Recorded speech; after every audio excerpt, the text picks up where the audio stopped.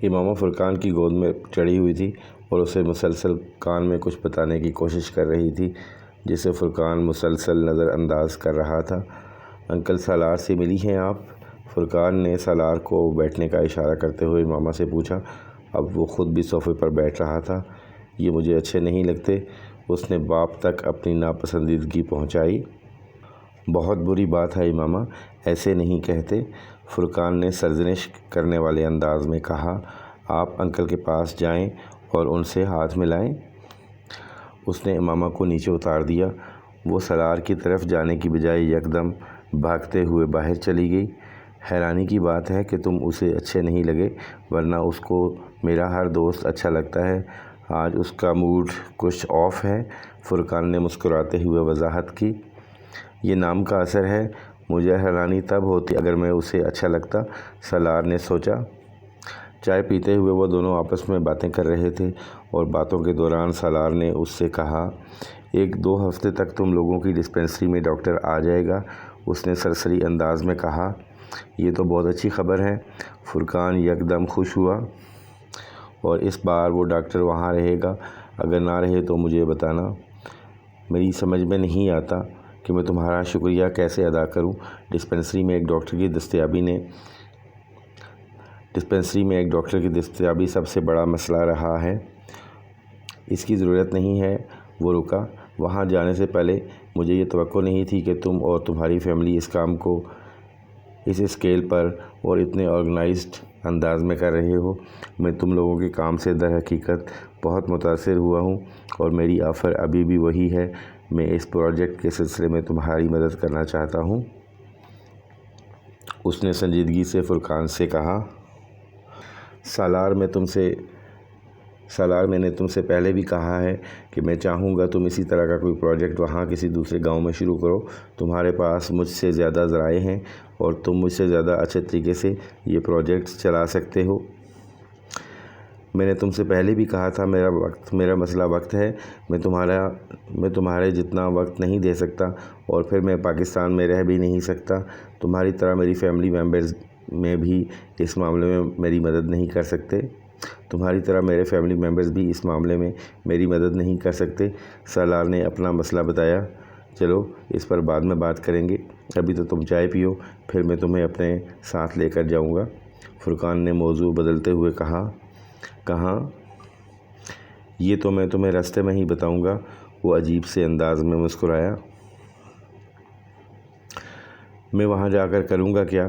سالار نے گاڑی میں بیٹھتے ہوئے فرقان سے پوچھا۔ وہی جو میں کرتا ہوں، وہ سگنل پر گاڑی روکتے ہوئے بولا۔ اور تم وہاں کیا کرتے ہو؟ یہ تمہیں وہاں پہنچ کر معلوم ہو جائے گا، خود ہی دیکھ لینا۔ فرقان اسے کسی ڈاکٹر ثبت علی کے پاس لے کر جا رہا تھا، جس کے پاس وہ خود بھی جایا کرتا تھا۔ وہ کوئی مذہبی عالم تھے اور سالار کو مذہبی علماء سے کوئی دلچسپی نہیں تھی۔ وہ پچھلے چند سالوں میں اتنے مذہبی علماء کے اصلی چہرے دیکھ چکا تھا کہ اب وہ مزید جگہوں پر وقت ضائع نہیں کرنا چاہتا تھا۔ فرینکلی اسپیکنگ، فرقان، میں اس ٹائپ کا آدمی نہیں ہوں جس ٹائپ کا تم مجھے سمجھ رہے ہو۔ اس نے کچھ دیر خاموش رہنے کے بعد فرقان کو مخاطب کیا۔ کس ٹائپ کے؟ فرقان نے گردن موڑ کر کہا۔ یہی پیری مریدی یا بیعت وغیرہ، یا جو بھی تم سمجھ لو، اس نے قدرے صاف گوئی سے کہا۔ اسی لیے تو میں تمہیں وہاں لے کر جا رہا ہوں۔ تمہیں مدد کی ضرورت ہے؟ سالار نے چونک کر اسے دیکھا۔ وہ سڑک کو دیکھ رہا تھا۔ کیسی مدد؟ اگر کوئی حافظ قرآن رات کو 1 پارہ پڑھے اور پھر بھی نیند لانے کے لیے اسے نیند کی گولیاں کھانی پڑیں، تو پھر کہیں نہ کہیں کچھ نہ کچھ غلط ضرور ہے۔ کئی سال مجھے بھی ایک بار بہت پریشان ہوا تھا، میرا ذہن بھی بہت الجھ گیا تھا، پھر کوئی مجھے ڈاکٹر صاحب کے پاس لے کر گیا تھا۔ 8-10 سال ہو گئے ہیں مجھے اب وہاں جاتے ہوئے۔ تم سے مل کر مجھے احساس ہوا کہ تمہیں بھی میری طرح کسی کی مدد کی ضرورت ہے، رہنمائی کی ضرورت ہے۔ فرقان نے نرم لہجے میں کہا۔ تم کیوں میری مدد کرنا چاہتے ہو؟ کیونکہ دین کہتا ہے کہ تم میرے بھائی ہو، اس نے موڑتے ہوئے کہا۔ سالار نے گردن سیدھی کر لی۔ وہ اس سے مزید کیا پوچھتا؟ اسے مذہبی علماء سے کوئی دلچسپی نہیں تھی۔ ہر عالم اپنے فرقے کی تعریف میں زمین اور آسمان کے کلابے ملانے میں ماہر تھا۔ ہر عالم کو اپنے علم پر غرور تھا۔ ہر عالم کا لب لباب یہی ہوتا تھا، میں اچھا ہوں، باقی سب برے ہیں، میں کامل ہوں، باقی سب نامکمل ہیں۔ ہر عالم کو دیکھ کر لگتا اس نے علم کتابوں سے نہیں براسی کے ذریعے حاصل کیا ہے، جس میں غلطی کا کوئی امکان ہی نہیں ہے۔ اس نے آج تک ایسا عالم نہیں دیکھا تھا جو اپنے اوپر تنقید سنے اور برداشت بھی کرے۔ سالار خود مسلک اہل سنت سے تعلق رکھتا تھا، مگر جو آخری چیز وہ کسی سے ڈسکس کرنا چاہتا تھا وہ مسلک اور فرقہ تھا، اور ان مذہبی علماء کے پاس ڈسکس کرنے کے لیے سب سے پہلی چیز مسلک اور فرقہ ہی تھا۔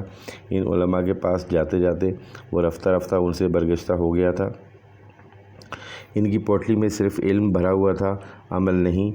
وہ غیبت ایک گناہ پر لمبا چوڑا لیکچر دیتے، قرآنی آیات اور احادیث کے حوالے دیتے، اور اگلے ہی سانس میں وہ اپنے کسی ہم عصر عالم کا نام لے کر اس کا مذاق اڑاتے، اس کی علمی جاہلیت کو ثابت کرنے کی کوشش کرتے۔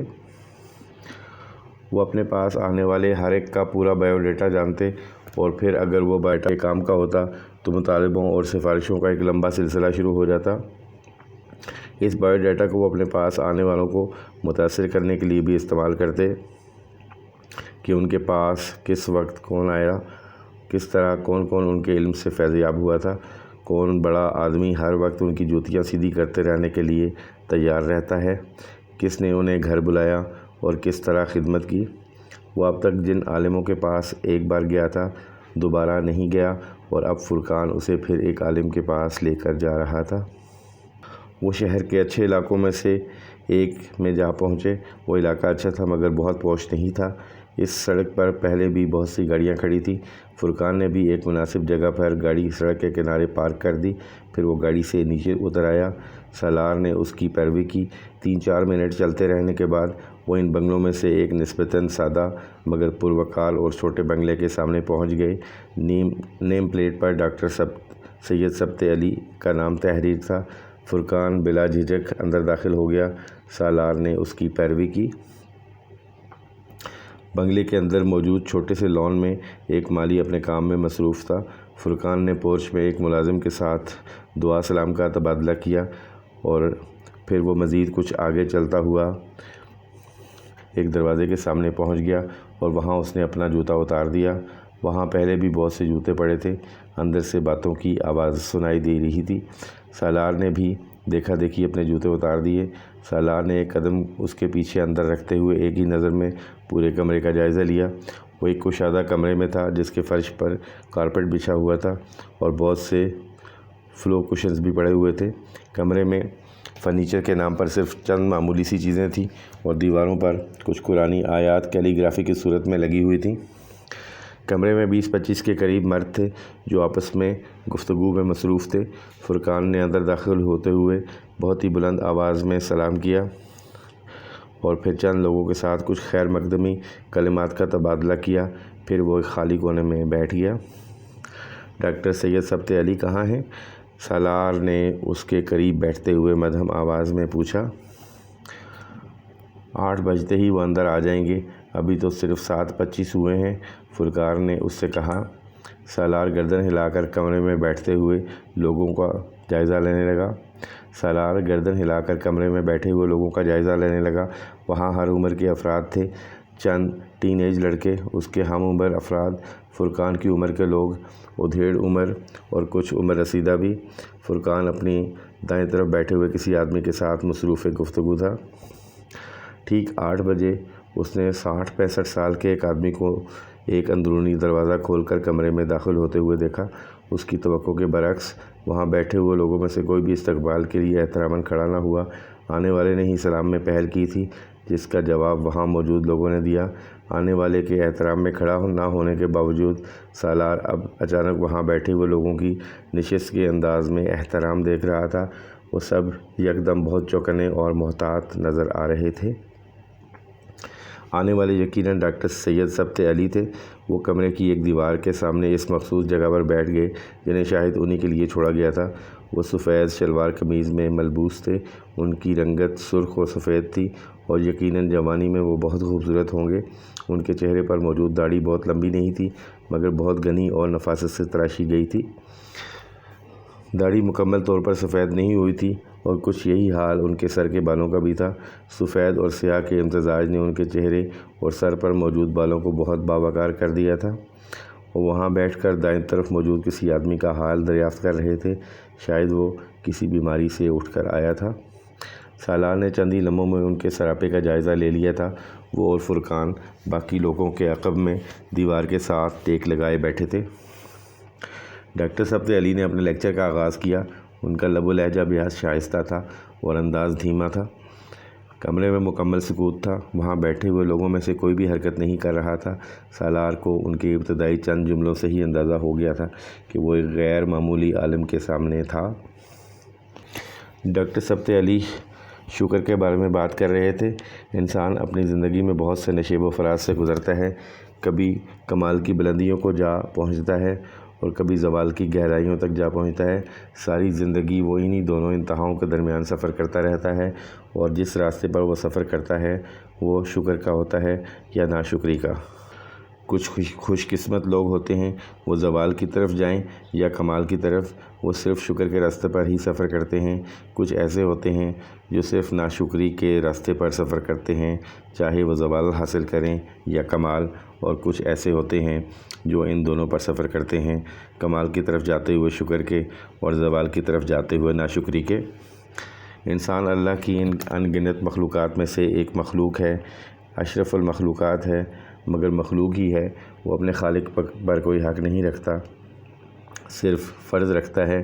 وہ زمین پر کسی ایسے ٹریک ریکارڈ کے ساتھ نہیں اتارا گیا کہ وہ اللہ سے کسی بھی چیز کو اپنا حق سمجھ کر مطالبہ کر سکے، مگر اس کے باوجود اس پر اللہ تعالیٰ نے اپنی رحمت کا آغاز جنت سے کیا۔ اس پر نعمتوں کی بارش کر دی گئی، اور اس سب کے بدلے اس سے صرف ایک چیز کا مطالبہ کیا گیا، شکر کا۔ کیا محسوس کرتے ہیں آپ اگر آپ زندگی میں کسی پر کوئی احسان کریں اور وہ شخص اس احسان کو یاد رکھیں اور آپ کا احسان مند ہونے کی بجائے آپ کو ان مواقع کی یاد دلائے جب آپ نے اس پر احسان نہیں کیا تھا، یا آپ کو یہ جتائے کہ آپ کا احسان اس کے لیے کافی نہیں تھا؟ اگر آپ اس کے لیے یہ کر دیتے یا وہ کر دیتے تو زیادہ خوش ہوتا۔ کیا کریں گے آپ ایسے شخص کے ساتھ؟ دوبارہ احسان کرنا تو ایک طرف، آپ تو شاید اس سے تعلق رکھنا تک پسند نہ کریں۔ ہم اللہ کے ساتھ یہی کرتے ہیں، اس کی نعمتوں اور رحمتوں پر اس کا شکر ادا کرنے کی بجائے ہم ان چیزوں کے نہ ملنے پر کڑتے رہتے ہیں جنہیں ہم حاصل کرنا چاہتے ہیں۔ اللہ پھر بھی رحیم ہے، وہ ہم پر اپنی نعمتیں نازل کرتا رہتا ہے۔ ان کی تعداد میں ہمارے اعمال کے مطابق کمی بیشی کرتا رہتا ہے، مگر ان کا سلسلہ کبھی بھی مکمل طور پر منقطع نہیں کرتا۔ سالار پلکیں جھپکائے بغیر ان کا چہرہ دیکھ رہا تھا۔ شکر ادا نہ کرنا بھی ایک بیماری ہوتی ہے، ایسی بیماری جو ہمارے دلوں کو روز بروز کشادگی سے تنگی کی طرف لے جاتی ہے، جو ہماری زبان پر شکوہ کے علاوہ اور کچھ آنے ہی نہیں دیتی۔ اگر ہمیں اللہ تعالیٰ کا شکر ادا کرنے کی عادت نہ ہو تو ہمیں انسانوں کا شکریہ ادا کرنے کی بھی عادت نہیں پڑتی۔ اگر ہمیں خالق کے احسانوں کو یاد رکھنے کی عادت نہ ہو تو ہم کسی مخلوق کے احسان کو بھی یاد رکھنے کی عادت نہیں سیکھ سکتے۔ سالار نے اپنی آنکھیں بند کر لیں۔ ناشکری کیا ہوتی ہے کوئی اس سے زیادہ اچھی طرح نہیں جانتا تھا۔ اس نے ایک بار پھر آنکھیں کھول کر ڈاکٹر سید سبت علی کو دیکھا۔ پورے 1 گھنٹے کے بعد انہوں نے اپنا لیکچر ختم کر دیا۔ کچھ لوگوں نے ان سے سوالات کیے، پھر لوگ باری باری اٹھ کر جانے لگے۔ باہر سڑک پر لوگ اپنی گاڑیوں میں بیٹھ رہے تھے، وہ بھی اپنی گاڑی میں آ کر بیٹھ گئے۔ رات اب گہری ہو رہی تھی۔ سالار کے کانوں میں ابھی بھی ڈاکٹر سبت علی کی باتیں گونج رہی تھیں۔ فرقان گاڑی سٹارٹ کر کے واپسی کا سفر شروع کر چکا تھا۔ 7 دن پہلے وہ فرقان نامی کسی شخص سے واقف تک نہیں تھا، اور 7 دن میں اس نے اس کے ساتھ تعلقات کی بہت ساری سیڑھیاں طے کر لی تھیں۔ اسے حیرت تھی، وہ لوگوں کا عادی نہیں تھا۔ کچھ تعلقات اور روابط اوپر کے ہی طے کیے جاتے ہیں، کس وقت کون کسے کہاں کس لیے ملے گا اور زندگی میں کیا تبدیلی لے آئے گا، یہ سب۔ وہ صرف 1 دن کے لیے لاہور آیا تھا، مگر وہ پاکستان میں اپنے قیام کے باقی دن اسلام آباد کی بجائے لاہور میں ہی رہا۔ باقی کے دن وہ ہر روز فرقان کے ساتھ ڈاکٹر سبت علی کے پاس جاتا رہا۔ وہ 1 دن بھی ان سے براہ راست نہیں ملا، صرف ان کا لیکچر سنتا اور اٹھ کر آ جاتا۔ ڈاکٹر سبت علی کی زندگی کا بڑا حصہ مختلف یورپی ملکوں کی یونیورسٹیز میں اسلامک اسٹڈیز اور اسلامک ہسٹری کی تعلیم دیتے گزرا تھا۔ پچھلے 10-12 سال سے وہ پاکستان میں یہاں کی ایک یونیورسٹی سے وابستہ تھے اور فرقان تقریباً اتنا ہی عرصہ سے انہیں جانتا تھا۔ جس دن اسے لاہور سے اسلام آباد اور پھر وہاں سے واپس واشنگٹن جانا تھا، اس رات پہلی بار وہ لیکچر کے ختم ہونے کے بعد فرقان کے ساتھ وہاں ٹھہر گیا۔ باری باری تمام لوگ کمرے سے نکل رہے تھے۔ ڈاکٹر ثبت علی کھڑے تھے اور کچھ لوگوں سے الوداعی مصافحہ کر رہے تھے۔ فرقان اس کے ساتھ ڈاکٹر ثبت علی کی طرف بڑھ آیا۔